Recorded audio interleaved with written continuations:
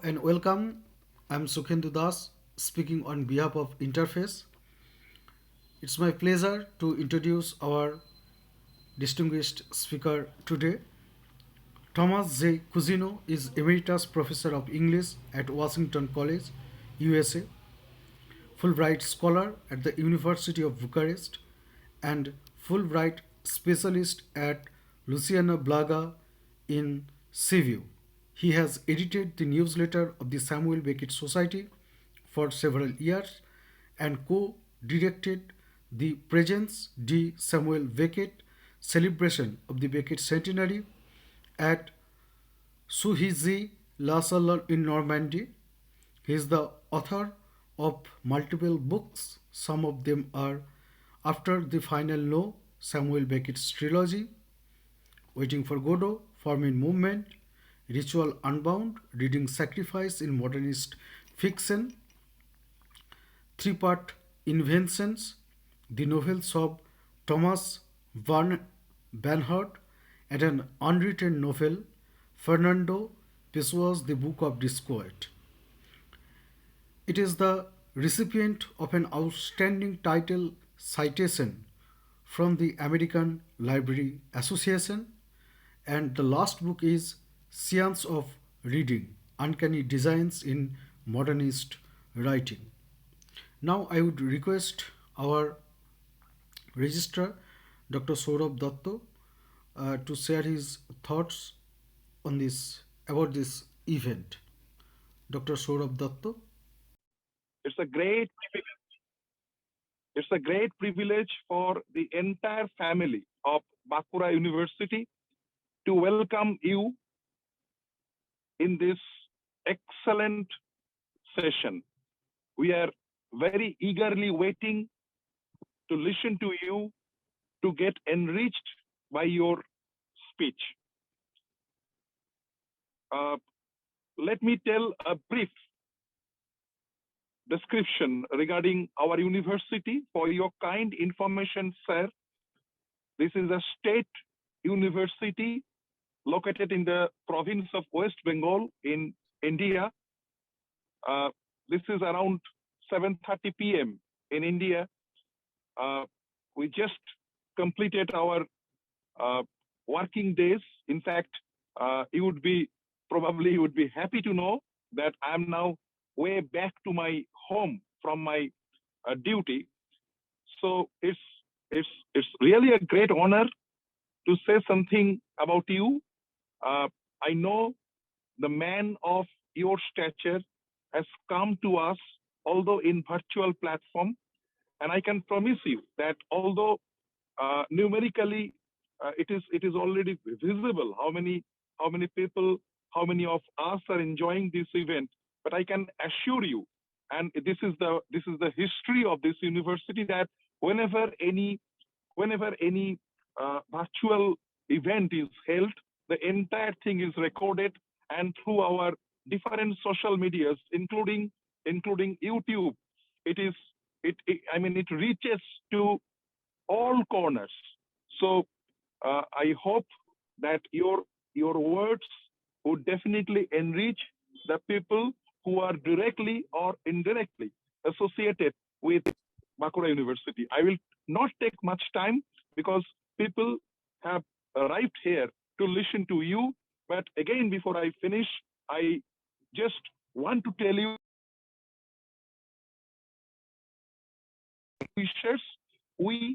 I rather, on behalf of the entire Bankura University, wish very good luck to you in your coming days, your professional life, your academic life, and most importantly, your family life. Please treat us as your group of very, very well-wishers people. Thank you, Professor Tom Cousineau. I'm delighted that you have accepted our invitation to say something in this event. Thank you very much. And this is all what I can say at this very moment. Thank you, all of you. Thank you, Dr. Saurabh Datta, for your kind and warm words. Now, let me welcome our honorable speaker today, Professor Cousineau. A very warm welcome to you. Although it is virtual, but you always have standing invitation. When you will come India, please inform us. We'll be very happy to host you in our university. Now the platform is all yours. And Professor Thomas Cousineau will be speaking on, just a second. Just a second. Will be speaking on the Manole complex, F. Scott Fitzgerald and his GATSBY. Welcome, sir.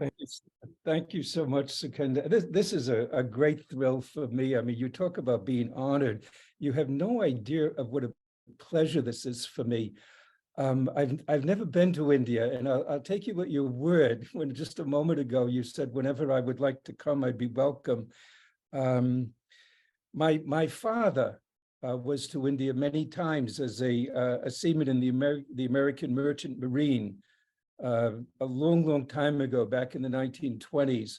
And as a young boy growing up, I often heard stories and saw pictures of his visits to India.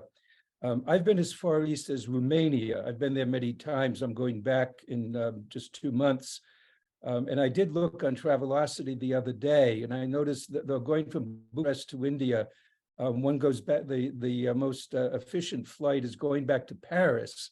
So I'm not sure quite how that's going to work out. Okay, well, listen, so yes, I'm going to talk about the Manole complex in relation to the Great Gatsby, and I thought that that would be a useful way of introducing my new book, The Seance of Reading, which, and perhaps we'll say have a few more words about that a bit later. The project itself, entitled The Seance of Reading, goes back probably about 10 or 12 years when I had a kind of eureka moment. I was reading something by the American literary critic, cultural critic, Kenneth Burke, who is talking about the what it is that motivates writers to write. And there were two motivations in particular that caught my attention. The first was the perfecting of the work, which of course, I mean, goes without saying, I suppose, that the great writers at least want to make their works as perfect as possible. But what he also said is that the perfecting of the work requires the perfecting of the victim. And that was a quite astonishing, a revelatory moment for me. I had never thought of the protagonist of a literary work as being the author's victim. I mean, Aristotle in the Poetics talks about the hero of a tragedy. He doesn't, looking back on Sophocles' Oedipus the King, he doesn't talk about Oedipus as Sophocles' victim.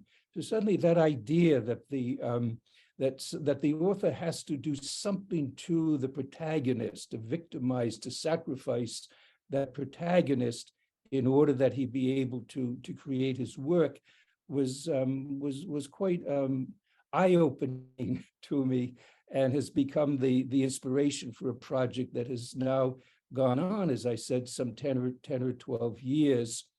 So there were two things in particular that I thought about. First of all, the idea, the doubleness of the protagonist of a work being at the same time, being doubled, as it were, by the author's victim, and also thinking in a way, if the victim is perfect, the work is perfect, this idea that there is a kind of doppelganger, and I used this term for a while, the doppelganger effect, relating the protagonist of a work to the work itself.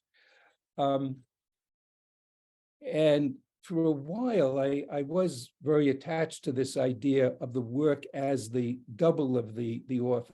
And I went back to Dostoevsky's The Double, the somewhat obvious choice, where a work then in which the relationship between the protagonist and the doppelganger is very obvious.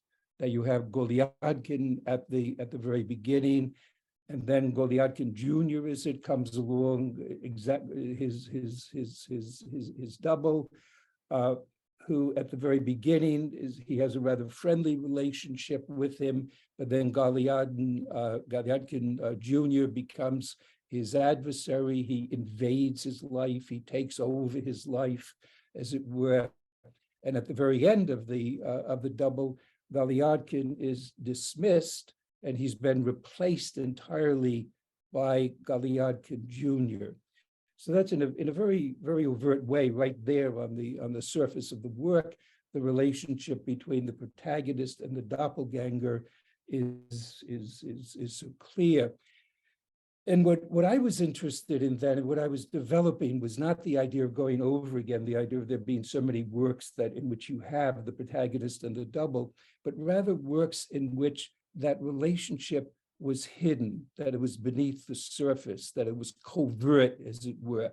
And it was something that had to be brought out through analysis, through examination of the work.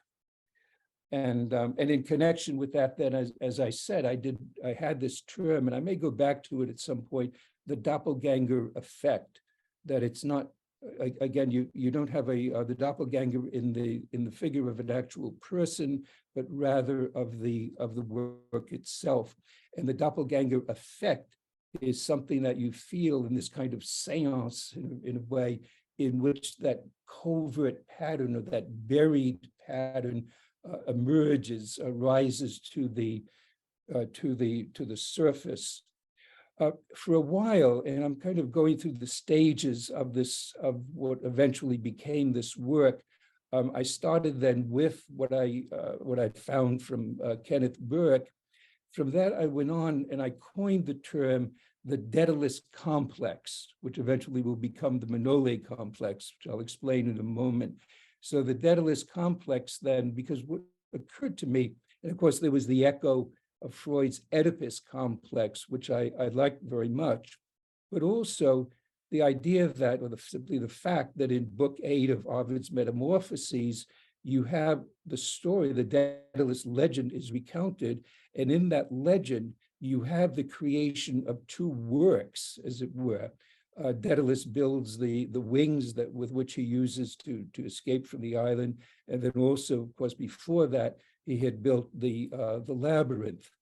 And in that, so you have the story of a work which has been perfected, and you also have, corresponding to each, a perfect victim. You have Icarus, of course, who flies too close to the sun, who falls into the sea and drowns, and of course you have the Minotaur then, who is incarcerated in the labyrinth.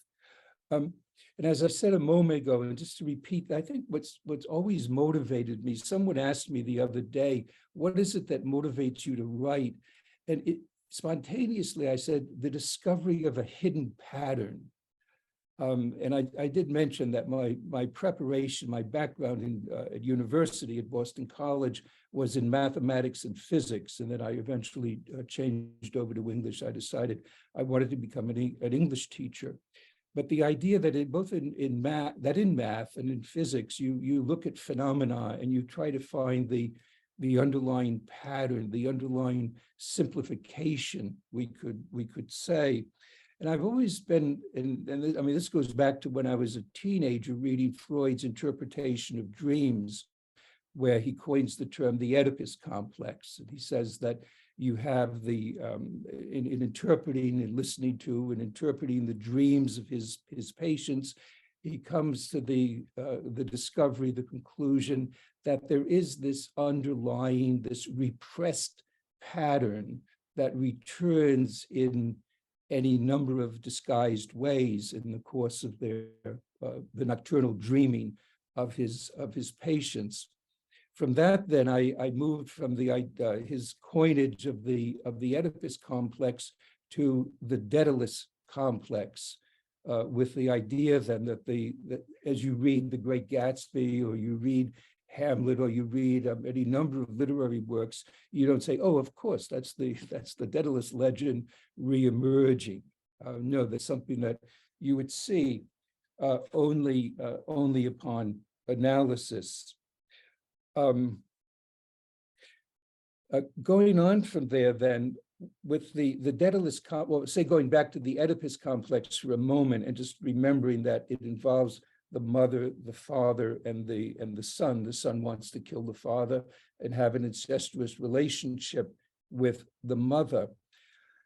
For a while then, in this early phase of the development of my work, I created a triangle corresponding to the Daedalus complex, but instead of mother, father, son, I had the designing author, a play on words with the word design.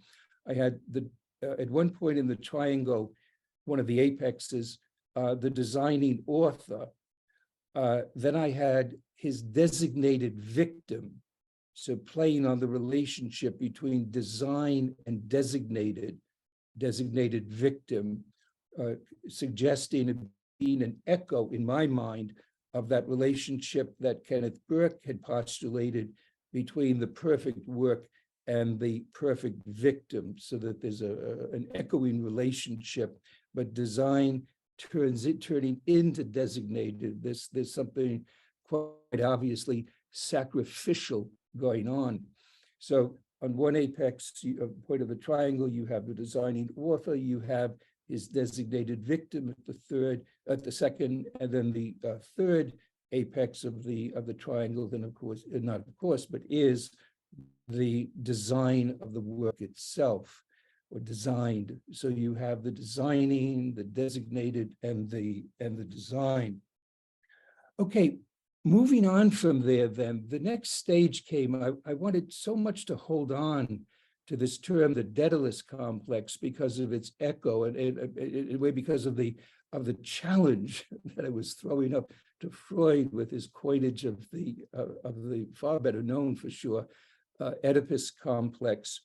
The problem with the term, the Daedalus complex, in relation to the perfecting of the work and the perfecting of the victim, is that, to be sure, Daedalus does not have to sacrifice Icarus in order to build the wings with which he'll escape from the kingdom of Minos, so that the death of Icarus is certainly important to the story, but it is not fundamental to, it is not integral to the craft and the crafting, the designing of the wings themselves. Oh, and actually, I went back and I reread this morning. I knew in a general way that not only Icarus is not important to the creation of the wings, but it's quite amusing. If you look back in book 8 of Ovid's Metamorphoses, you'll see that he actually interferes with the making of the wings. And Ovid says, he's softening the wax. Of course, the wax will be softened later to his detriment. He's softening the wax. He's capturing the feathers as they fly through the air, and he's interrupting his father's work. I look back to the Latin text, and of course, not surprisingly, the word for work is opus, and the word for the play that Icarus is doing is lusus. So opus and lusus is that interplay, but of a project that's to be accomplished and an interference with the project.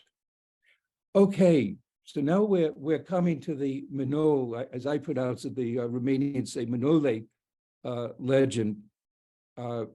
And that was just, it was a pure accident. It was just a serendipitous moment when, and this is going back now, I had a Fulbright to teach at the University of Bucharest back in the fall of 2014.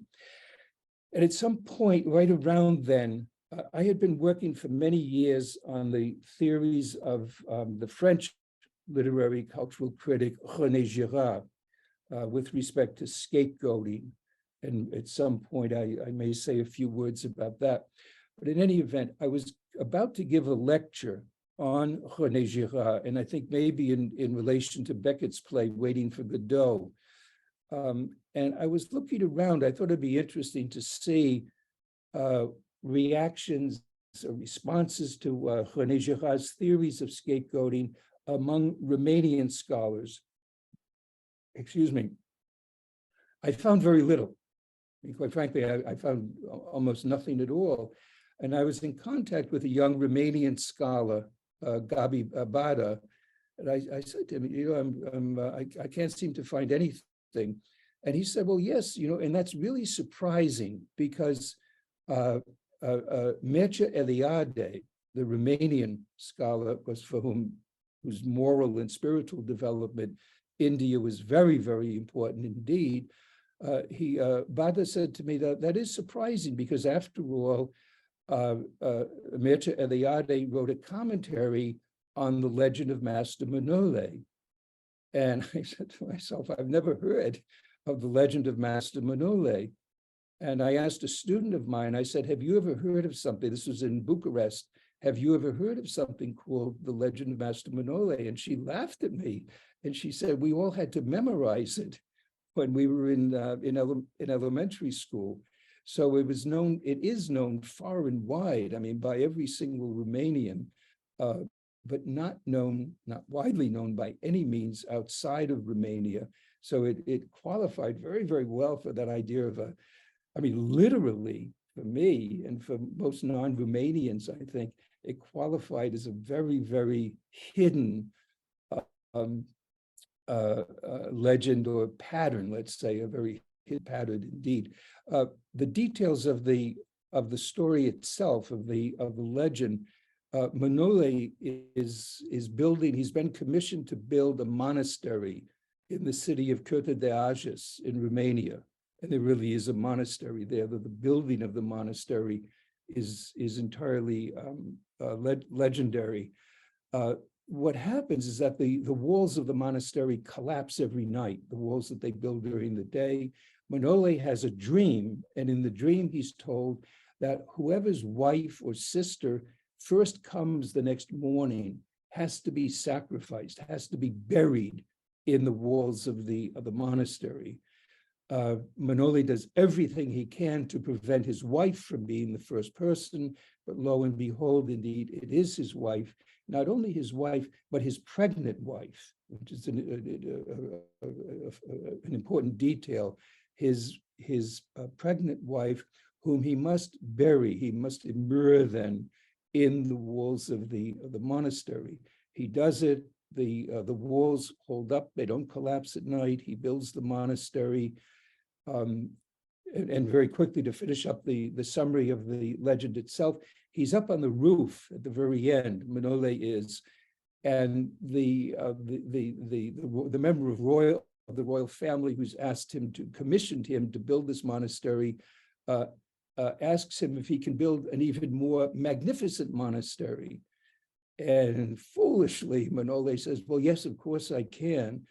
The prince then, fearing that another prince will have an even more resplendent monastery than his, takes the ladder down.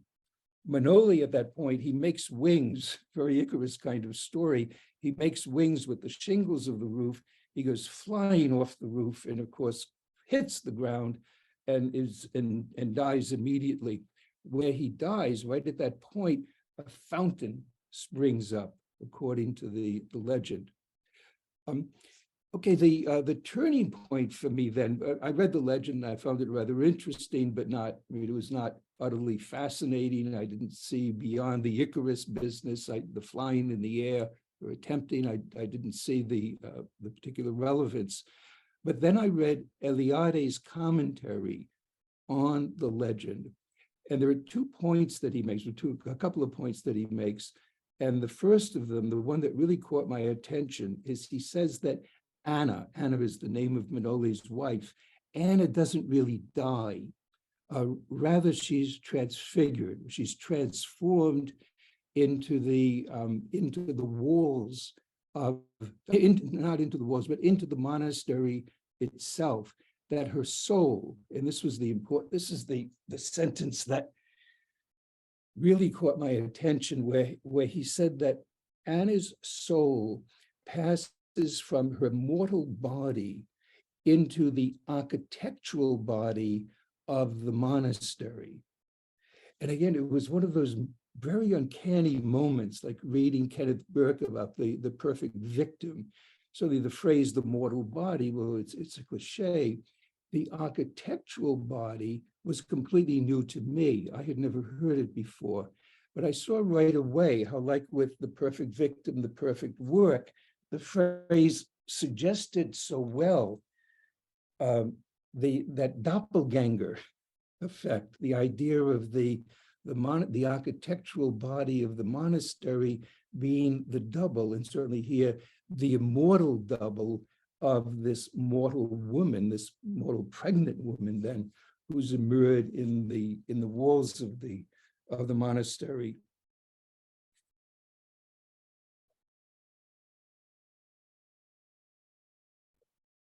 Oh, by the way, very quickly, as I was preparing this a few days ago, my wife was reading something. I forgot to ask her where, but she came upon a story. I need my glasses for this one.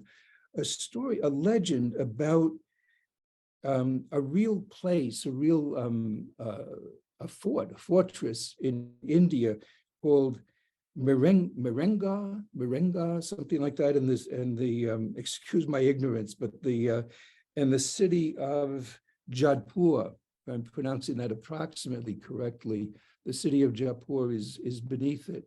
And apparently, according to the legend then, and I looked it up at Wikipedia, there really is, as you know, I'm sure, there really is a fort with that name, and there really is, to be sure, the city of Jodhpur. But there is a legend according to which, and his name, Rao Jodha, sorry for the pronunciation, the story is that in order to assure a successful, a propitious outcome to the building of this fort, he would need to sacrifice, or he did sacrifice, a living human being. So again, and the point that Eliade makes in his commentary of the legend of Master Manole is not only that there are lots of legends like this, as here there is one that I just recently discovered in India, but more importantly than that, he says that these legends reveal what he called, it's the common term, I suppose, archaic building rituals. Archaic building rituals. Again, something which I had never heard of before. But the claim that Eliade makes in his commentary on the Manole legend is that in prehistoric, at least in archaic, and perhaps even in more recent times, there is no monument that does not involve the sacrifice of a living human being. And so suddenly I thought, and I realized in an instant that I had found this kind of eureka moment again, that I had found the legend that I was looking for, and in which I did not find the perfect legend. I did not find it in the story of Daedalus, because Icarus is not integral, his sacrifice is not integral to the fabrication of the wings, unlike the sacrifice of Manole's pregnant wife in order for him to successfully complete the monastery.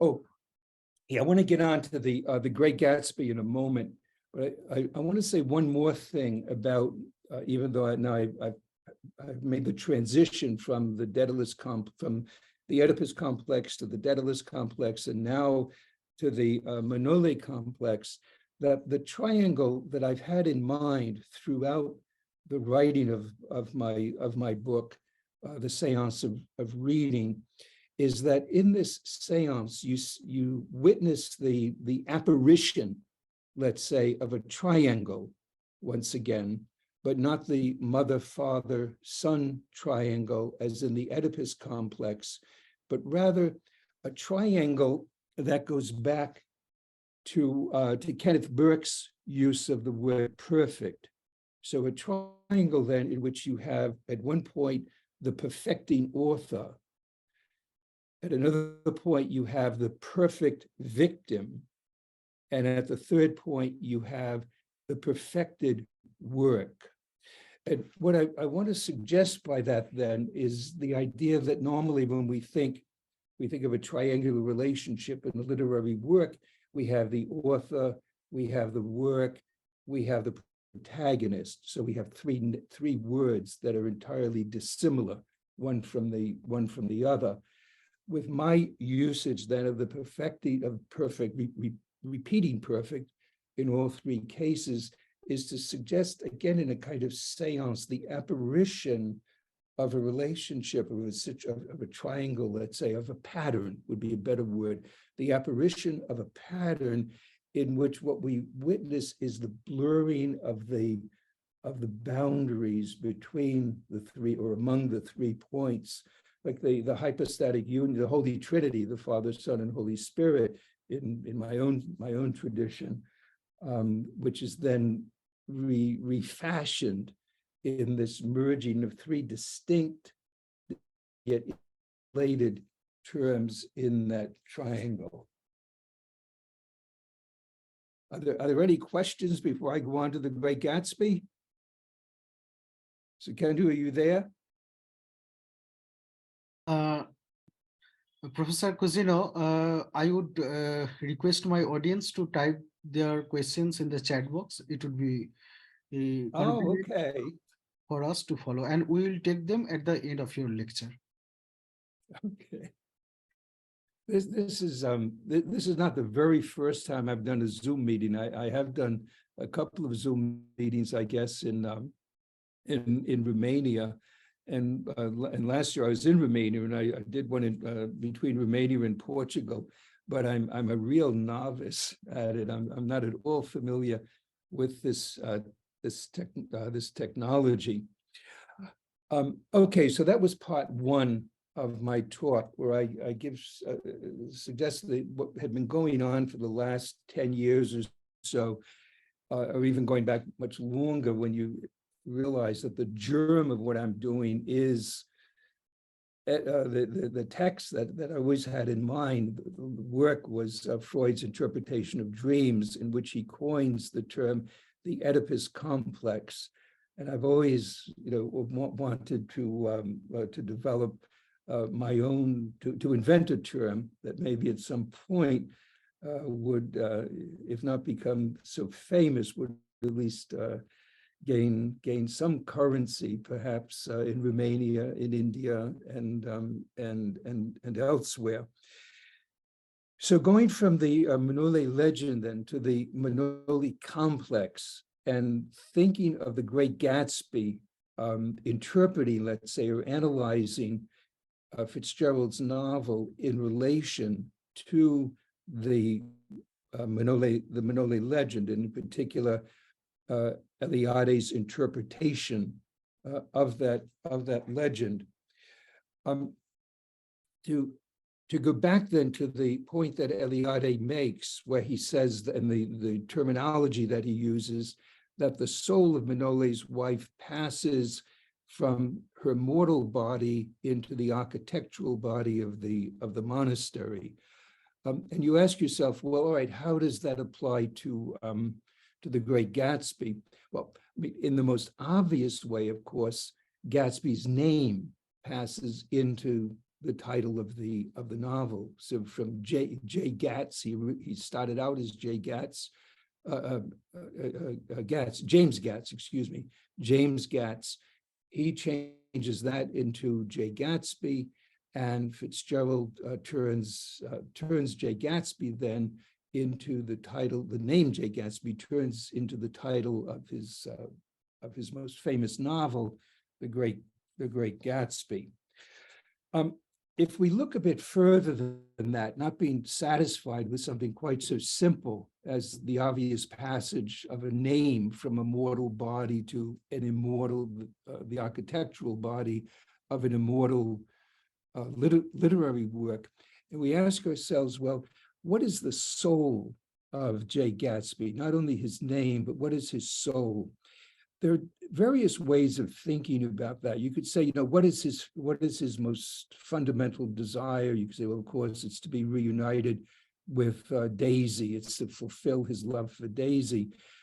Fitzgerald himself realized that that was the weakest part of the novel. It's chapter 5, where he gets Gatsby and Daisy together, and he said, "I just, you know, I wasn't equal to it. I wasn't really able to imagine and to write a really convincing reunion between the two of them."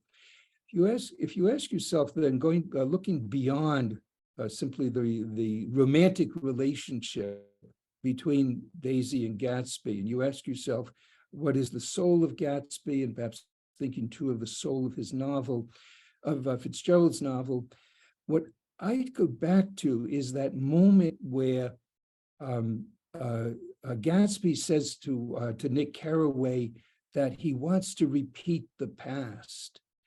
And Nick Carraway looks at him, he says, "You can't repeat the past." And Gatsby says, "Of course you can. Of course you can." And he's so determined then that he's going to repeat the past. And you notice then, going back to this idea of the perfecting of the victim. Okay, what does Fitzgerald do in order to perfect Gatsby as the victim of the desire to repeat the past? Well, he has him attempt to repeat the past. And one of the most poignant moments in that effort is when he has Gatsby go back to Louisville. Let's see, I have.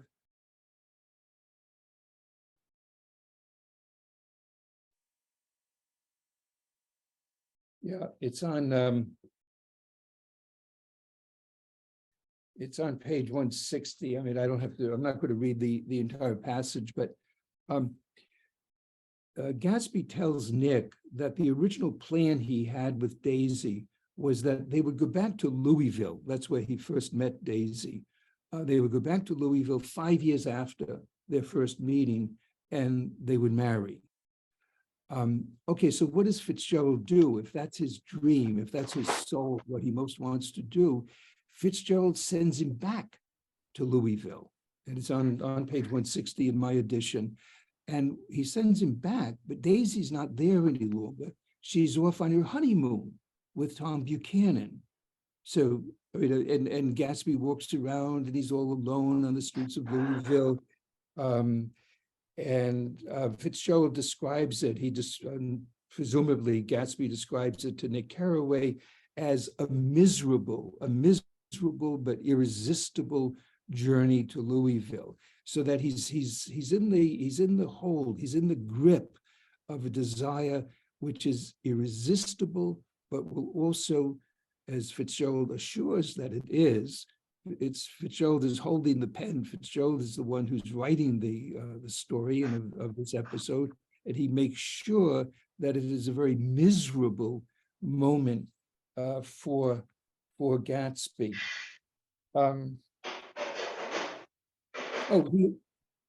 He also, of course, he also has, or it's complicated, but Gatsby has Nick Carraway arrange a reunion between himself and Daisy.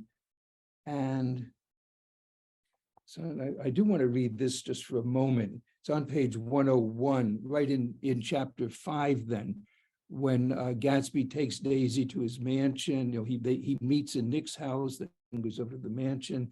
He shows all of the grandeur of his mansion to Daisy. He shows all of his shirts. Oh, and she says, "I've never seen such beautiful shirts," and so on. But Nick sees Gatsby after this reunion, and I will read it. He says, "As I went over to say goodbye, I saw the expression of bewilderment had come back into Gatsby's face, as though a faint doubt had occurred to him as to the quality of his present happiness. Almost 5 years.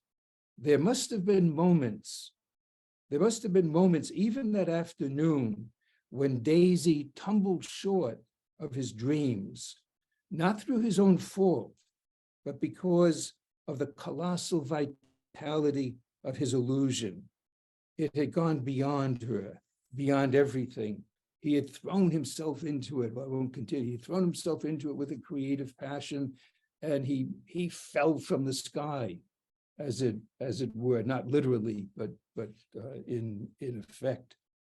The other, and I mean, it's at the end of chapter 7, when he's waiting for the phone call.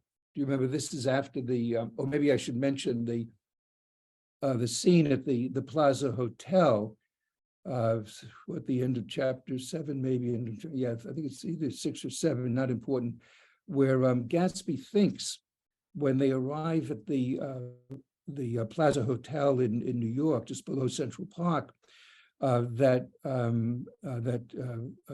Daisy is going to tell Tom that she never loved him.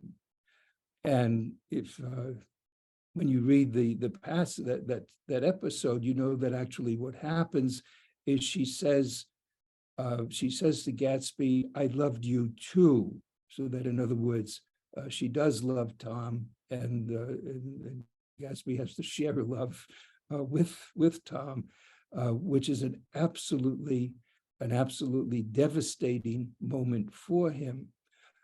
At the very end of the chapter, then Fitzgerald, not satisfied with that, I mean, that's already devastating enough. What he does, it's a quite famous scene. If you have the novel, you'll remember it. Nick sees that Gatsby is standing out on his lawn at night, and he's waiting for a signal. He's waiting for a signal from Daisy. And he's very, very anxious. He's hoping that he certainly is worried that Tom may brutalize her in some way. And Nick goes over. He looks through the kitchen window and he sees Tom and Daisy talking to each other. And the chapter ends with Nick saying that I saw Gatsby looking over nothing, or words of that sort. So again, a very, very, we could call a moment in a whole series of moments in which, to put it in these terms, in which we could say that Fitzgerald turns Gatsby into the perfect victim, into the one who's going to fall short of his dreams.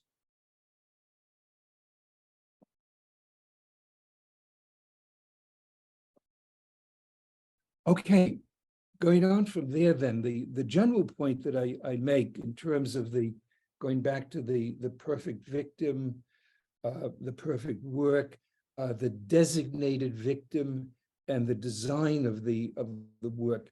If what makes Gatsby the designated victim of the Great Gatsby is his desire to repeat the past, then that desire, the soul of that desire, how is it then that the soul of that desire passes on in a successful way and contributes to, becomes the technique of the Great Gatsby itself?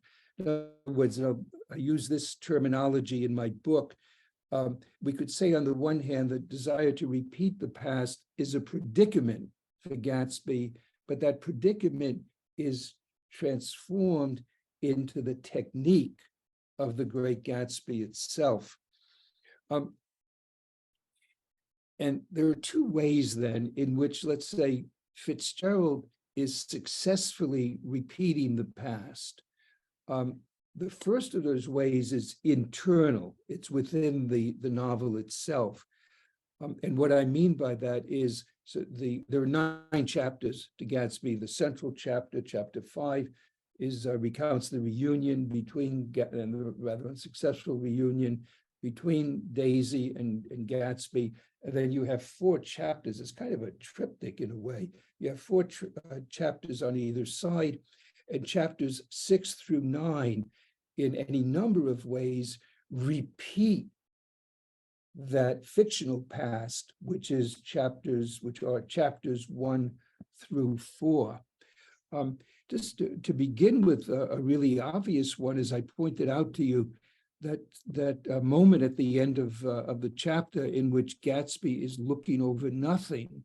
which is the absolute defeat of his dream, it sends us back to the end of chapter 1, the first chapter of the novel, where Nick first sees Gatsby, and he, what is the sentence is something like, Mr. Gatsby was out there to see what portion of the sky belonged to him, or words to that effect in any event. So a very, very romantic image of Gatsby, which is then repeated. The same kind of scene then is repeated towards the end of the novel with a very, very different implication. Another example, and it's not something one would necessarily think of often, but is Gatsby's funeral, in which no one is there, no one shows up except Owl Eyes and Nick Carraway himself, and the curious way that in which that repeats the earlier scene in whatever chapter 2, wherever it is, where chapter 3, I guess, where Nick first goes to one of Gatsby's parties, and he sees Gatsby, and you remember that Gatsby is all alone. He's standing up at the top of the stairs, and he's not drinking, and so on. So you have this scene of quite of a crowd of people that then turns into, and we can think of it again at the moment of Gatsby's funeral, in which Fitzgerald is repeating, but in a way that creates a reversal in the situation, in a reversal in part 2 of a situation that we saw in part 1 of the novel. The other thing, remember that and I don't want to spend too much time on this part of it, but to remember that the novel itself is constructed in such a way, as I said a moment ago, it's a kind of triptych, and one can go back and in any number of ways see the way in which that right panel repeats the left panel. And a very obvious way is the way in which the very beginning of The Great Gatsby, or say the very end of The Great Gatsby, do it the other way, the very end of The Great Gatsby, when Nick is talking about Gatsby, about his dream, and this reminds him of the Dutch sailors and so on, that goes back to the very beginning of the novel, where before he actually begins the story itself, he gives us a recap, he summarizes, let's say, his judgment of Gatsby.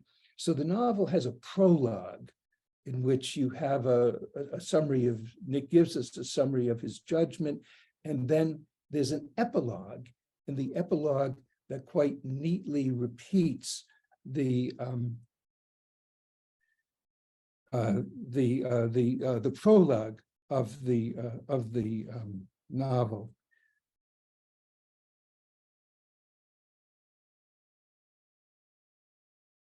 Okay, there are a lot of other details of that. The idea then of the internal repetition, internal repeating of the past that goes on in the novel. I want to skip over that so I don't. Oh my God, I'm going to be running out of time pretty soon. Okay, the final part of my presentation then will have to do with Fitzgerald's successfully repeating the past, and through that successful repetition, creating the architectural body once again of The Great Gatsby. And maybe to be a bit more precise about my general point, where before I talked about the transformation of a predicament into a technique. Here, what I'd like to focus your attention on is the way in which Gatsby's effort, his failed effort to repeat his personal past, is transformed into Fitzgerald's successful effort to repeat not his personal past, but the literary past. And this tiny detail that I'll start with is, and I've always been quite a long time have been fascinated by it. It's right at the end of chapter 6,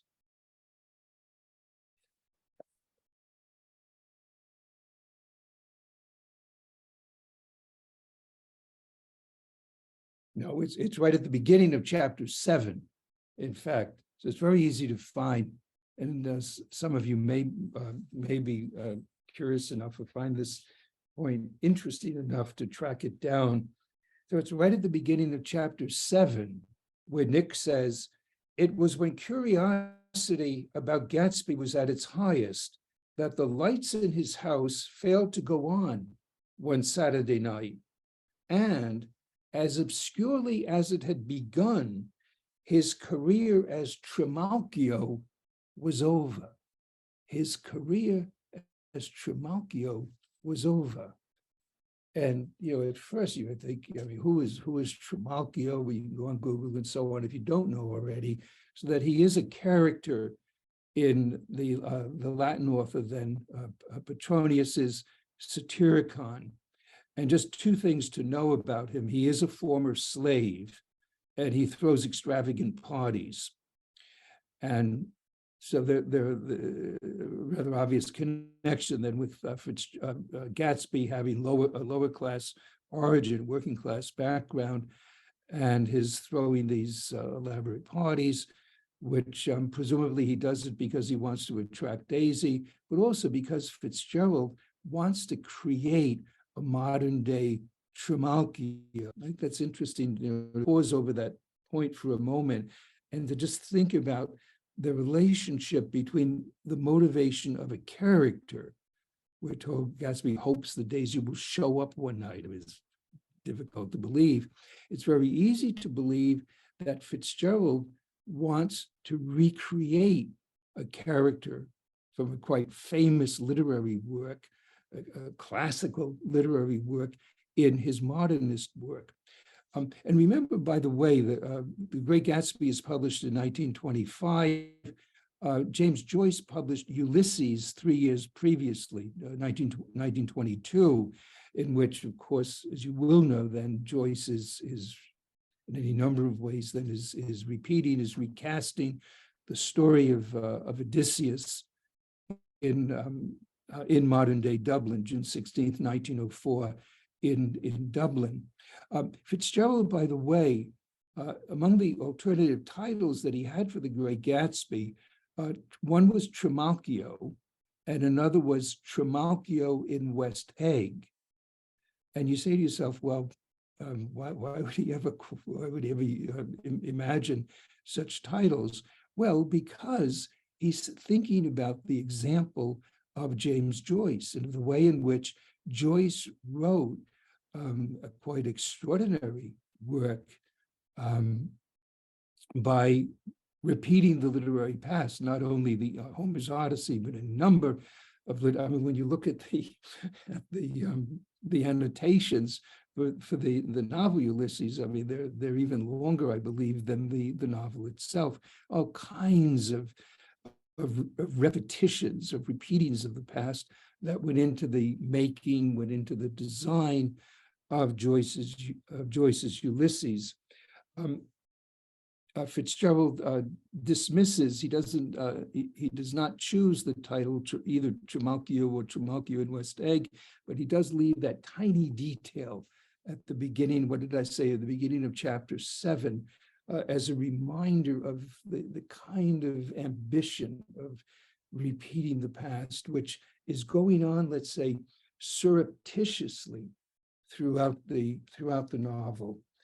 And I'll just, I should be finishing up, I think, but to notice, say 2 or 3 of the ways in which, of the literary classics, and I'll limit myself to this, of the literary classics that, along with Petronius's The Satyricon, or the Trimalchio episode of the Satyricon, that Fitzgerald is repeating. There's also the story from Ovid's Metamorphoses. The story of Daedalus and Icarus is very much there in the description. You remember of Gatsby's car, the wings of the car, the labyrinthine mirrors of the car, all of the various suns, then the numerous suns that it reflects. You have also, of course, the fact that Gatsby is killed in his swimming pool, you know, and long before that, he had been reaching the sky, aspiring to the heights of his ambition, and then catapulting, beginning with the Plaza Hotel episode and culminating in his death in his swimming pool. The other, and this is something that runs throughout the novel, is the poetry of John Keats. And Keats was Fitzgerald himself, and there's a very famous letter to his daughter in which he talks about his admiration, his extraordinary admiration for Keats, who sometimes he talks about the sensuous beauty of his language, and at times he even places him higher than William Shakespeare.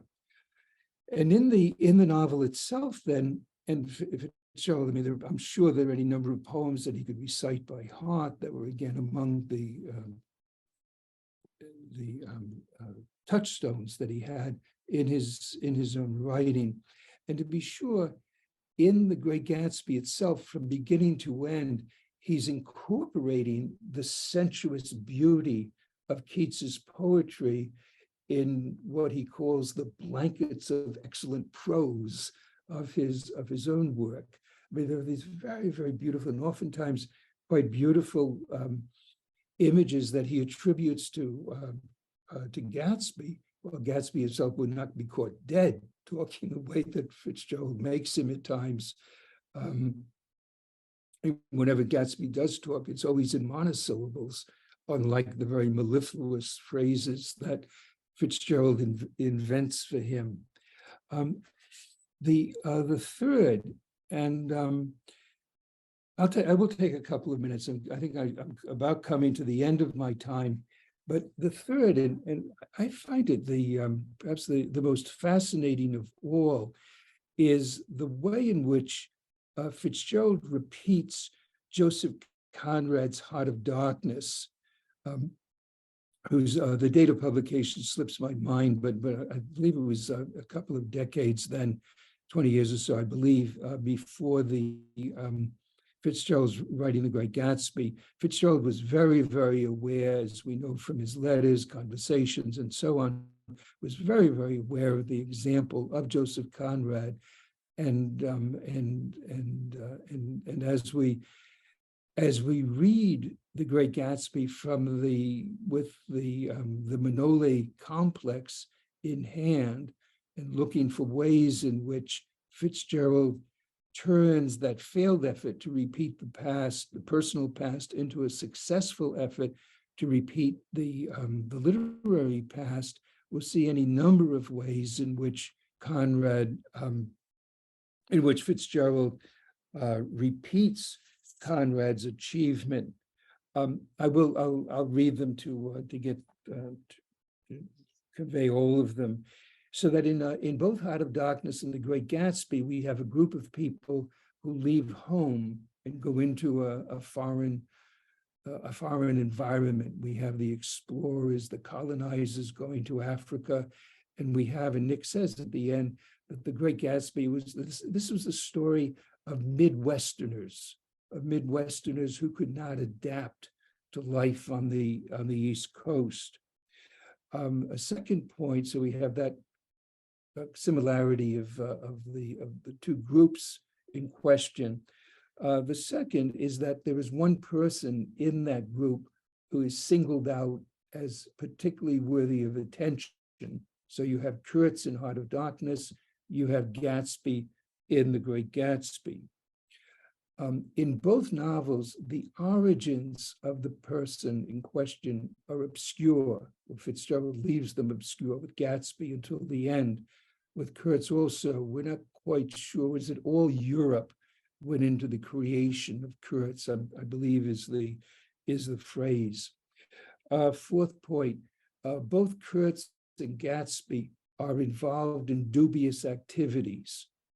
With Kurtz, it's the unspeakable practices, the unspeakable practices in which he's engaged. perhaps cannibalism and so on. With Fitzgerald, he's doing something with bonds. It's something rather obscure again. Fifth point, the narrator becomes the narrator, so whether it's Marlowe or Nick Carraway, becomes very involved. There's a very intimate relationship between the narrator and the protagonist, but it's a relationship which is largely that of an observer. He's involved to an extent in the action, to be sure, of the story, but also he stands back and reflects.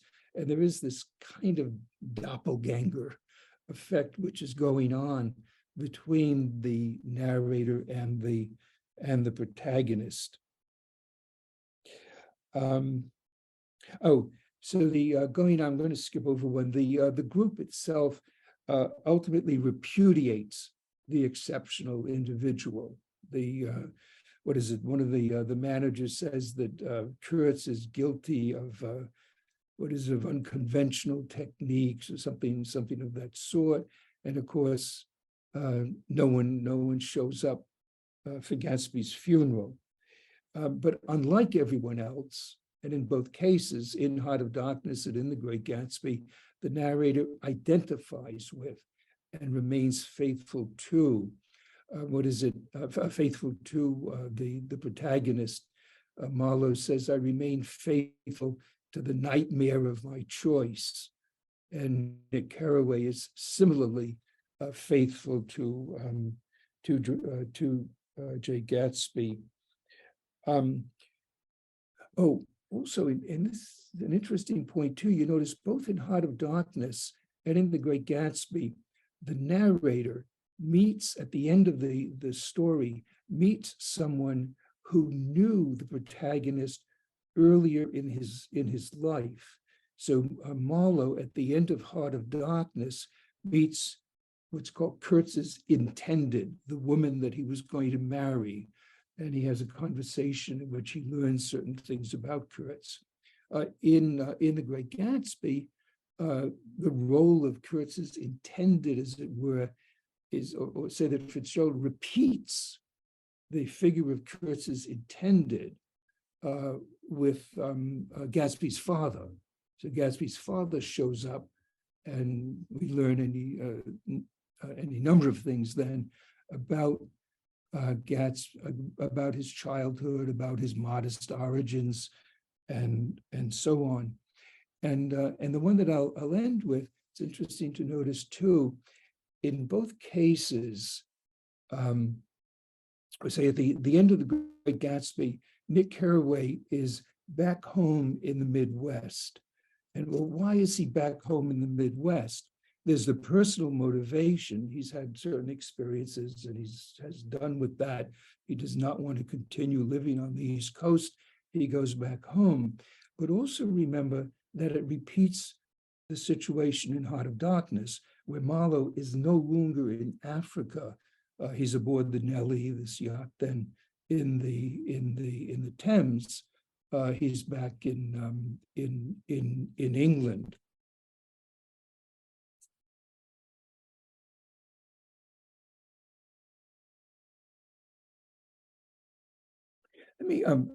I'll make a final statement about The Great Gatsby, and this would be a good place to stop, I think, that the way in which I've designated the soul of Gatsby as the designated victim then is to take that phrase, repeat the past, and his Nick Carraway's assurance that you can't repeat the past, though Fitzgerald's proof that if you're a writer, you can very easily repeat the past in sometimes quite overt and sometimes quite covert ways. Actually, the word covert suddenly reminds me of the commandment, among others, in the Mosaic law, thou shalt not covet thy neighbor's wife. And you could say, in very, to simplify, to find a simple pattern underlying The Great Gatsby, it is the story of a man who covets a woman who doesn't belong to him in two quite different ways. Obviously, she's married to Tom Buchanan. But even previously, yes, in a previous way, there is a famous story. The woman who was the model of Daisy Buchanan, Ginevra King, very famously, Fitzgerald was in love with her. Very famously, her father said, "Rich girls don't marry poor boys." There is a barrier there as well, that she belongs here to her father, to her social class, and is in that way forbidden to Fitzgerald. And I may mention there's one detail. I used Trimalchio a moment ago, and to use it as a way of opening up the whole subject of repeating the literary past. There's a phrase in The Great Gatsby, which is even easier to overlook than the reference to Trimalchio. And it's one in which very early on, it's in the first chapter, Fitzgerald says, he mentions Daisy, perhaps for the first time. He's going to visit Daisy and her husband, Tom. And he says, Daisy was my second cousin once removed.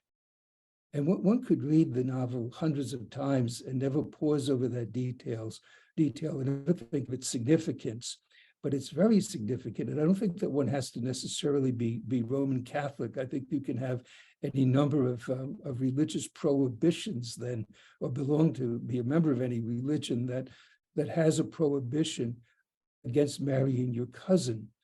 And the Catholic Church is very, very strict on that point. You have to have, as I said, either you have to have a papal dispensation, or if your name is Kennedy, perhaps you can get an annulment or some kind of arrangement can be made. But I remember reading somewhere that in an early version of The Great Gatsby, it was Nick Carraway who was going to be in love with Daisy Buchanan. And there are details in the novel that imply that Nick finds Daisy sexually attractive.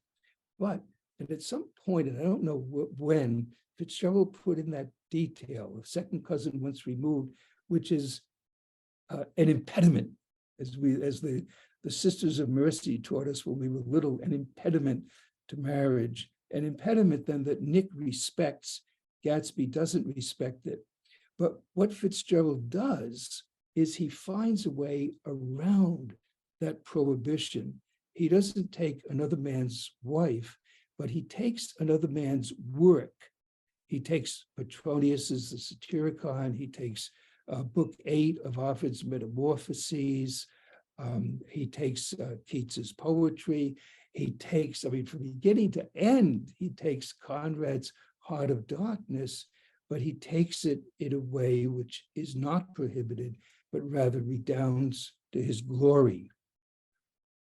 Okay, stop there. Do I think the novel is a great thing? Let me get a drink of water before I take that one.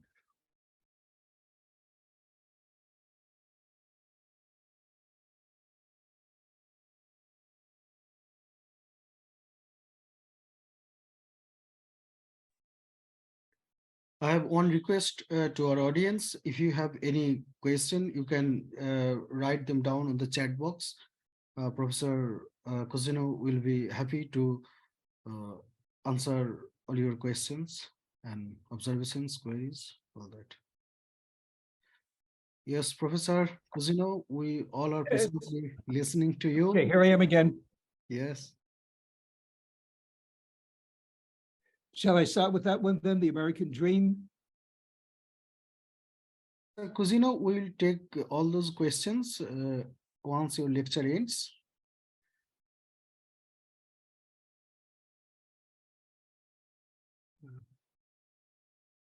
Shall I read them out, sir? This is, yeah. Oh, I see, right, okay. The American Dream,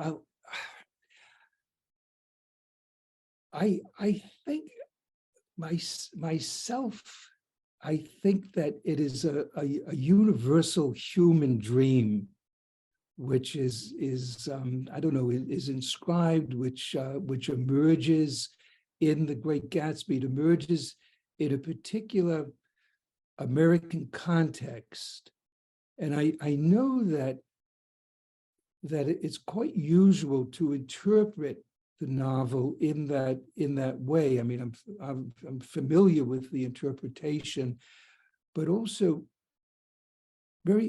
but unsatisfied with it, in the sense that I think I would be unsatisfied with any literary work that's interpreted narrowly in relation to the particular historical circumstances, to matters of historical period, the sociological, the cultural situation, or what. This is somewhat of an indirect way of answering the question, and perhaps I could attempt a better answer at some point. At some time, and maybe if you invite me back here sometime, the novel, I'm working on a project now in which I'm pairing literary works, P-A-I-R, maybe pairing also P-A-R, but pairing, and the two examples that I have foundationally are Oedipus and Hamlet. The novel that I am pairing The Great Gatsby with, is a novel by an Austrian writer, Thomas Bernhard. And it's a novel called The Loser, which is his quote unquote Glenn Gould novel. And it's you have this mirroring relationship between The Great Gatsby on the one hand and the Loser on the other, that both of them, and as in the story of Daedalus and Icarus, both of them are stories of aspiration and of excessive aspiration. And I won't go into the details of the Loser, but I recommend the novel very, very highly. It's one of my favorite.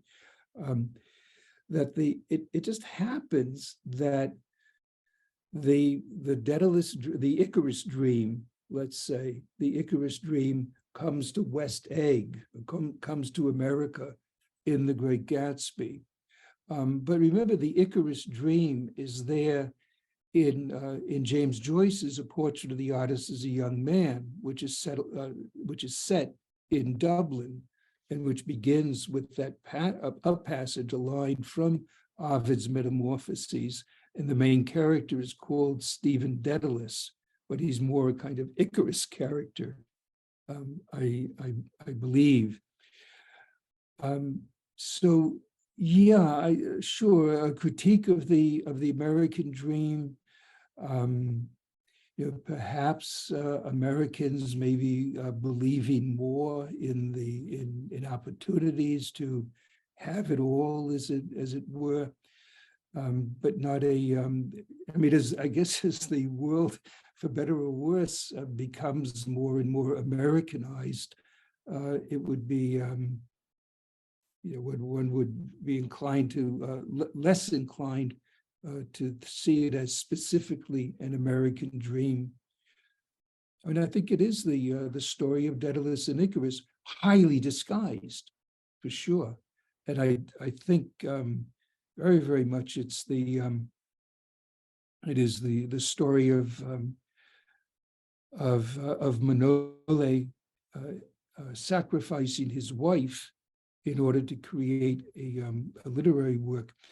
I'll say something? The other dream, the other aspect of a pattern that I see as beneath The Great Gatsby. I've been talking about the Manole complex today. It's at the end, it must be the end of chapter 7, when sees the carrying Gatsby's corpse, and he sees George Wilson, who's killed Gatsby. He sees him dead there in the bushes, and he says, the Holocaust was complete. The Holocaust was complete. And it's a very, very strange phrase, but it is a phrase that for me, it's not there. It's not the critique of the American dream so much as it is an expression of Fitzgerald's desire to make the death of Gatsby into a scapegoating ritual. I've talked about an archaic building ritual, a Holocaust then in which the community gathers together and sacrifices a scapegoat. And of course, the term, it's so strange, it does not apply at all to George Wilson killing Gatsby and then shooting himself. And you realize one of the motives, one of the reasons that Fitzgerald may have organized Gatsby's funeral as he does is because it does recreate, it does become a kind of Holocaust in which the entire community spurns Gatsby. So I do think that sure, one can interpret Gatsby in sociological terms as an American novel, great American novel, perhaps. But it's I've always been more interested myself in kind of the global or universal aspects of a work.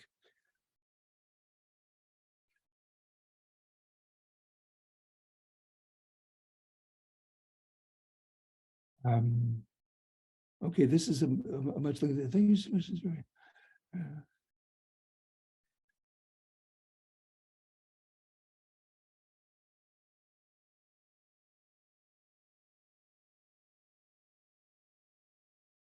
Yeah, this is a very interesting point, and again, about which I will not personally have a whole lot to say. Can everyone see these questions, Secundu? Sir, yes, sir. They do see them. Oh, okay, so I don't have. So it's the second. What the phrase? I believe the Manole complex can be reread as a strong post-colonial tool to reinterrogate the mythological relations between the global North and the global South. And you know, if that could be done, and I'm sure it'd be a quite fascinating area of study, it will be done by other people than myself. I'm not really in a position, I simply don't have the background, I don't have the erudition to do that kind of work. What I want to say, though, is quite a wonderful coincidence, is just in November, then my wife and I were back in Romania in Cluj-Napoca at the University of Babeș University. And at that university, there's a whole group of people who are very, very seriously dedicated to the study of questions like this, the relation of Romanian literature to global literature, all kinds of interactions between France and Romania and West and East, and the dominant cultures and subordinate cultures and so on. And I highly recommend, they have a journal called Metacritic Journal. And for those of you who have the background and the talent to pursue a subject like that, I think they would be a very, very interesting group for you to be in contact with. They're very interested. There's an Italian who's become quite famous, Franco Moretti, who you may know about. There's also, and we met him, my wife, we met him, ESPN is telling me something, go away. My wife and I met him in Cluj-Napoca in November. Galin Tianov is his name, a Bulgarian critic, but who teaches in London. He's the George Steiner Professor of Comparative Literature at Queen Mary University of London. And he has a book whose title is escaping me now, and he's on you should have him sometime if you haven't already. He's a very, very lovely person to begin with, and an absolutely brilliant critic who works in that area. So thank you for that question. So as you mentioned about John Keats' central views, tiny example. Oh, and I was looking for this where Fitzgerald talks about Keats.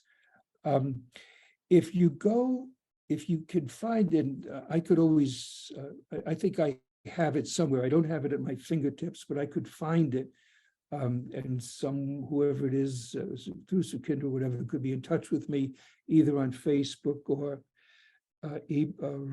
email, and I'll find it for you. There's a letter that he writes to his daughter Scotty, which I may have referred to before, in which he talks about his passion for John Keats. There are two details in the novel.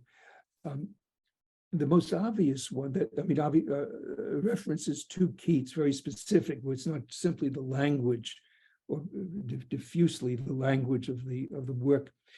And it's going to be in the first chapter when he goes to to visit Tom and Daisy. He notices there's a nightingale in their garden. Well, of course, it's a reference to Keats' ode to a nightingale. The other one is in that scene where that episode where Gatsby takes Daisy to his mansion, takes her around and shows her all of its extravagances, and takes her into his room and shows her all of his clothing and his shirts, and that famous episode where she somewhat comically effuses over his shirts. There's a critic whose name is escaping me for the moment, but who points out, and to my mind, very intriguingly, that episode is a rewriting of an episode in Keats's poem, "The Eve of St. Agnes." And I don't have the name of the particular person in mind right now in the poem, but there is something about, it's a moment in the poem in which Keats goes into great detail about the beautiful objects which are there in that particular scene, and in which very likely, along with Gatsby showing off to Daisy in a very overt way, Keats is showing off in a very covert way to readers who come along and say, "Wait a minute, I think that's a reference. I think it's a rewriting, a revisiting, a repeating of Keats's ode to Eve of St. Agnes." If it's true, wanted to repeat the literary past, and that is reflected. Well, that's, yes. So the question, can we say that Fitzgerald wanted to repeat the literary past, and that is reflected through the characters of J. Gatsby? That raises, yes, I would say yes. I mean, that's the whole point of my lecture and of the book, in which there are 9 chapters in which, and in the introductory chapter, I do talk about Thomas Bernhard and talk about these works as rewritings, as successful revisitings of a failed desire by their character. The further point, what I think is interesting to think about, is that we think of, when we talk about a literary work, we often begin with the character, the plot of the work, and then at some point we might talk about the overall structure, the overall design of the work. Excuse me. And using the Manole complex, and with this idea, as Kenneth Burke says, the first motivation of the writer is to create the perfect work. But in order for that work to be perfect, he has to have a perfect victim. It's possible for us to reverse the order in which we normally think of a work. In other words, rather than beginning with character and plot and then looking at the construction of the work, we can begin by looking at the construction of the work itself, and then realizing that this construction requires an action. There's an action that it has to contain an action, and the action has to be, has to resemble, has to be, or the construction has to be a kind of doppelganger, again, a covert doppelganger of the action of the work.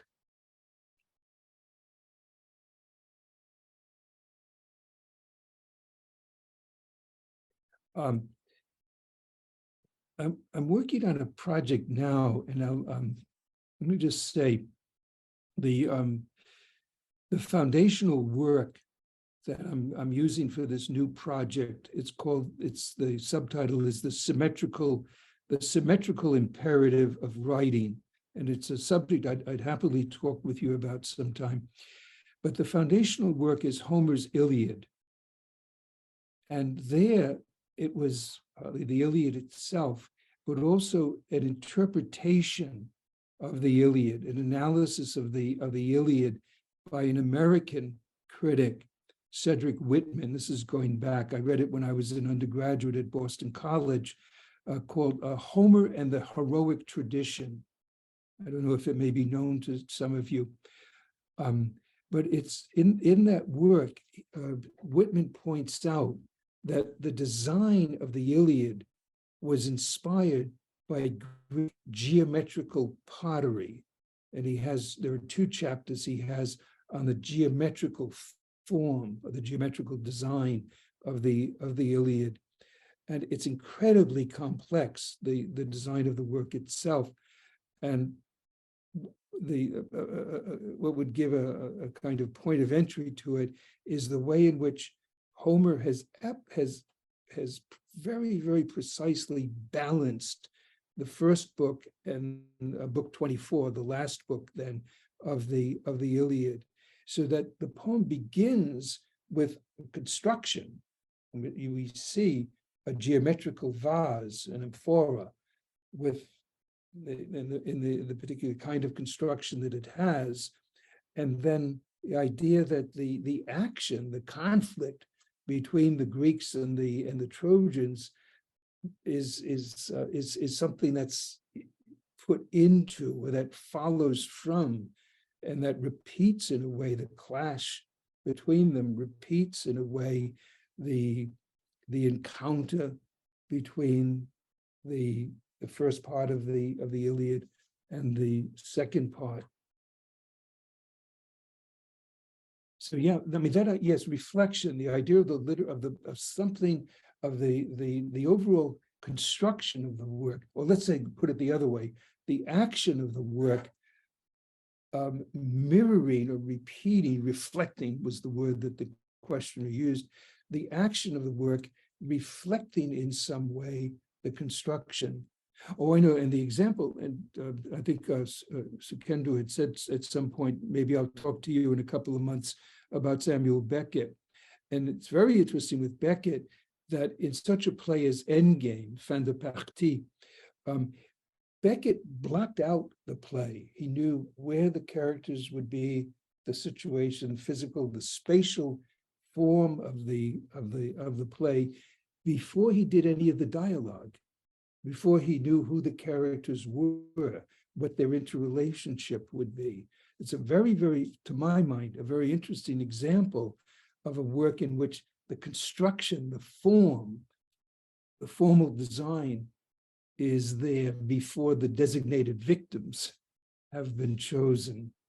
And the victims will have to repeat and reflect the design in some way. The model body becoming an architectural body means Jesus' relationship with the cross itself, God being the perfect designer. Yeah, that's a wonderful, and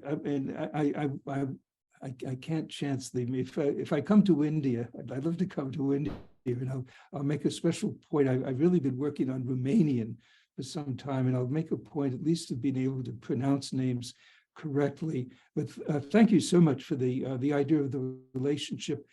Christ on the cross, God being the perfect designer, Jesus being the perfect being, and then of course from the crucifixion we have the resurrection, we have the passage of the mortal body of the crucified Christ into the immortal body of the resurrected Christ, and then within, which is my tradition in the Roman Catholic tradition, you have the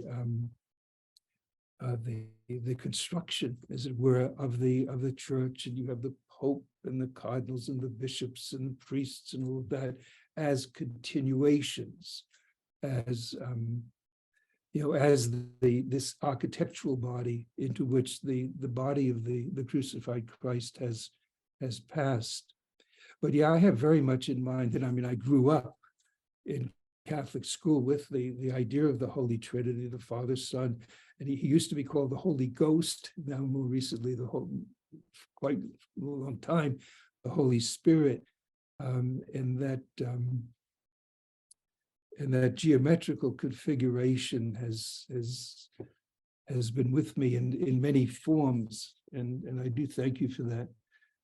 Someone says, "Thank you for sharing. It's very encouraging." I could not hope for a more. I do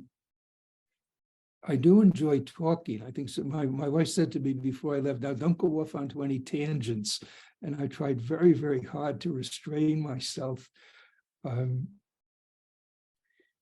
If maybe some of you know that I did a class on the Great Gatsby here at Washington College. I'm in the office that the dean has given me, even though I retired 9 years ago, because he knows that I like to write and to publish. But I did give a last class, as they call it, on the Great Gatsby, of which a video was made, and it's on YouTube, as I suppose this will be as well. If you type Cousineau Gatsby, it'll come up, and that's called Plagiarism Unbound: Borrowing Desire in the Great Gatsby. It's very much what I've been saying today. The idea of Gatsby not being what is the well, when Nick Carraway talks about this romantic conception of himself and so on, and the point that I make is that he's very much a plagiarist. Fitzgerald, Carraway uses that term. His classmates at Yale University were, their confessions were very, very plagiaristic. Well, Gatsby's a plagiarist. He's trying to do all the things. He's trying to have the things that rich guys have. And in the video, because my wife shows up late, I have a few minutes to talk about my own experience of being from the working class, growing up in Newport, Rhode Island, which is quite famous in the United States, at least, and perhaps elsewhere, as a playground for very, very wealthy people who had their summer, what they call cottages. They were huge mansions that they had. And I used to caddy on the golf course. And I tell a story about my relationship, my friendship with Mrs. Vanderbilt, Mrs. Harold S. Vanderbilt, for whom I caddied. Fitzgerald has a story, by the way, about a boy from the working class who caddies in a golf course. It's called Winter Dreams, and it's quite a fascinating story to read in relation to the Great Gatsby. Kind of an early version, and the Great Gatsby is a kind of revisiting, a kind of repeating to the this boy from the working class, his dream of social ascension.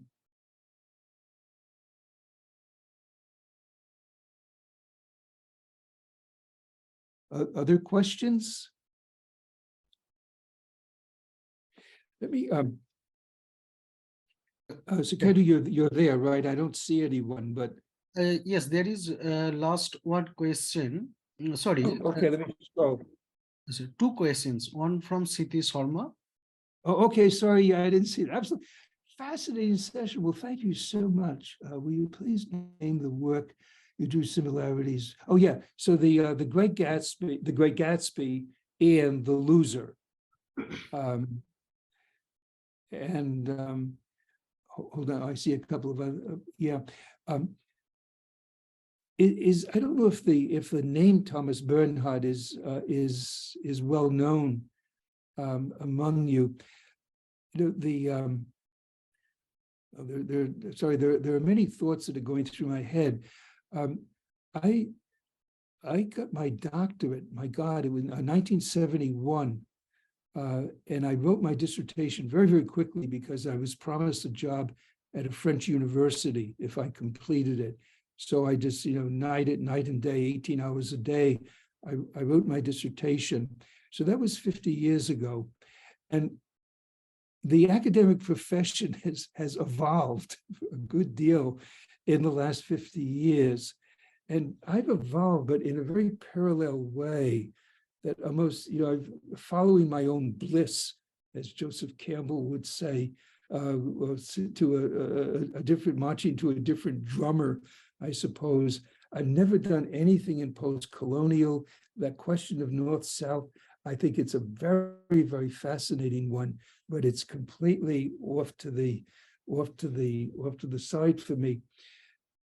The evolution that I've gone through is that there are three writers whom I've discovered over the last 50 years and who I find utterly intriguing and about whom I've spoken and whom I've written. Thomas Bernhard is one of them. And I did write a book about his novels called Three-Part Inventions. The other one is, and I would say the greatest of all, to my mind, is the Portuguese writer Fernando Pessoa, whose masterpiece, Sukinda did refer to, that I had written a book about it. His masterpiece is the Book of Disquiet, which may be known to some of you. The third writer, so there is a triumvirate, a trinity, as it were. You have Thomas Bernhard, you have Fernando Pessoa, and the third is the Romanian writer Emil Cioran, or Ciuha, as the French say. He's the only Romanian writer that I read, or one of the few, because he wrote in French, which was true also, though, of Eliade and also of Ionesco. But Cioran, Précis de décomposition, it's called in French. It's translated into English as A Short History of Decay. And those are books that I highly recommend. It's kind of a roundabout way of answering that question. But if you'd like to hear my recommendations, there they are. And that's how I've evolved. And I've always evolved by just, falling in love, having these moments, right?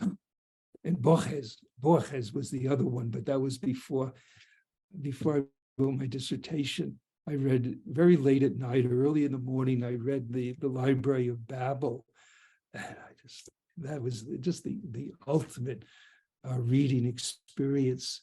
Okay, Ladies can be found, very famous movie titled The Talent of Mr. Ripley. My wife and I we'll watch it this evening. For you guys, it's already gosh, what time is it for you? It's 10 o'clock here.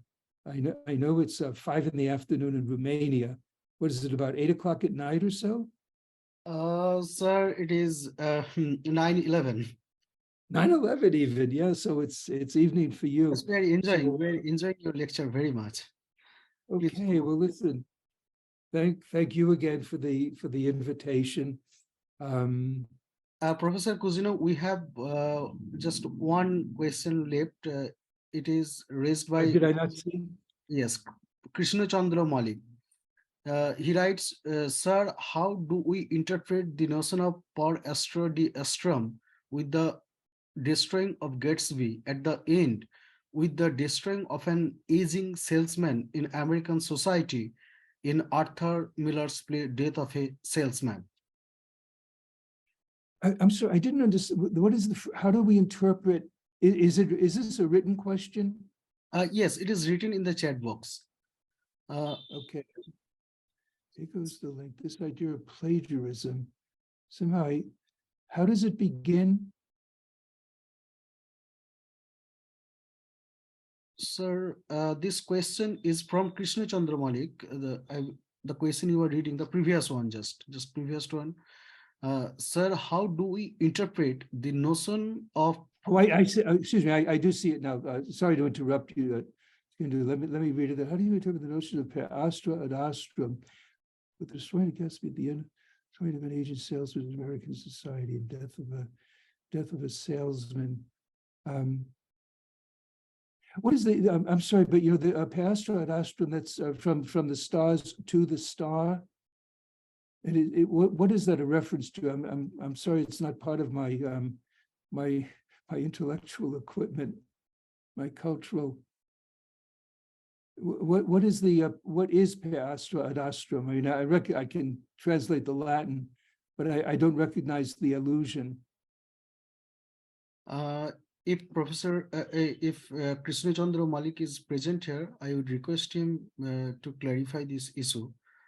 Professor Cousineau will be happy to answer this. Let me. Okay. Yes. I think maybe I could look it up at some point, and other listeners could as well. I think maybe to answer I understand the spirit of the question, and I would just very simply that to realize the difference between, or the interplay, let's say, the interplay between our responding to a particular element of a work on the personal level, and our responding to it on the impersonal level. Let me pause for a moment. There's a literary critic from many years ago, John Middleton Murray, whose last name is spelled rather strangely. I think it's Murry. There's no A. John Middleton Murray, and he has a book on style, and he says the ultimate style is a combination of the maximum. This is it. Is a combination of the maximum intensity on the personal level with the maximum intensity on the impersonal level.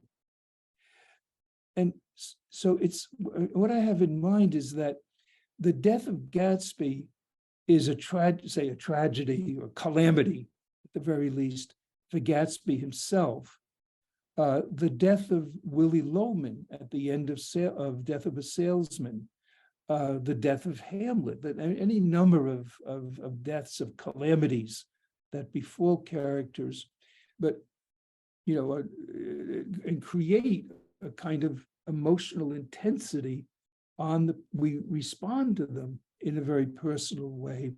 But we have to understand, as Stephen Dedalus in Joyce's A Portrait of the Artist as a Young Man says, that the artist is above his work. He's indifferent to what's happening to his characters.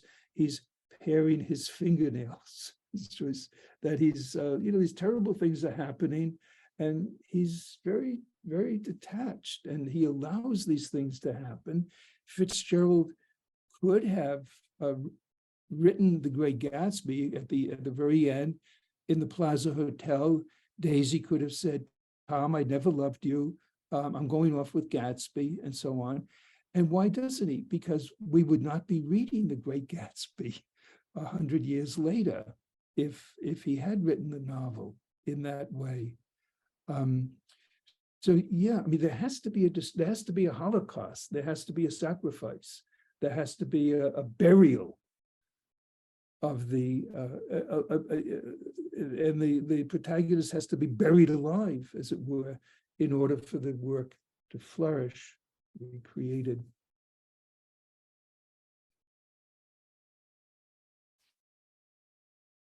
Thank you. Many thanks for your insightful lecture, Professor Cousineau. I must say that we are again back to our classroom. Professor Cousineau's close reading reminds me of our classroom experience and his ways of explicating the intertextual maze of the great Gatsby is really fascinating. And I believe that lecture of this kind could go on and on. It does not have any end, but we have to draw a a kind of formal closure somewhere. And I must acknowledge my debt to Professor Cousineau because I read his book when I was a master student, a postgraduate student, waiting for Godot form in movement. And this book is available on his, academia.edu website.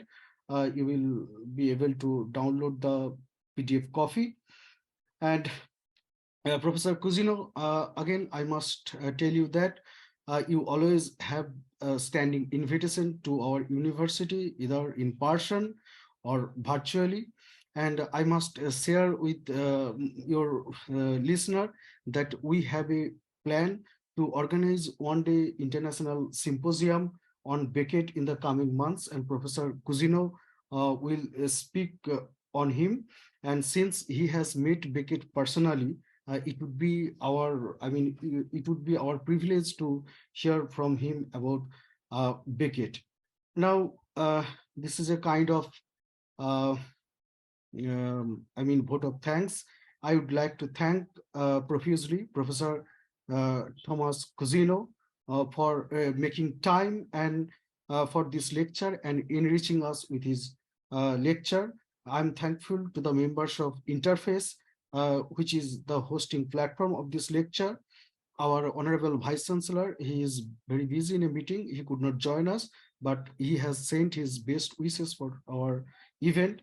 And I would like to thank our Registrar, Dean, Professor Jayanto Kumar Shah, and last but not the least, our audience for your presence and making this event successful. Professor Cousineau, again, I would like to tell that I am very much thankful to you for your insightful lecture. And we all are looking forward to your lecture on Samuel Beckett in the coming months. Uh, I, I I'm can't also wait. I'm in touch Wonderful. with Professor Cousineau, and I will also request our audience to get in touch with us. This will be notified within 1.5 months. So thank you for everything. Thank you for making time, and thank you for being with us. It's a pleasure to listen to your lecture. Again, we are back to our classroom. It's a kind of time machine where we are transported to our class lecture experience. And professors of your stature is very rare these days. I also teach in a university, but what we do, we have forgotten what close reading is. Often we choose a text and we talk about this issue, that issue, and don't get the time to, closely read the text because of the semester system. Professor Cousineau, I must experience this bitter experience with you. But of course, your lecture and also your reading strategy again restores faith in me. Thank you, Professor Cousineau. Thank you for everything. Hey, Have a good day. thank you. You too. Bye-bye. Bye.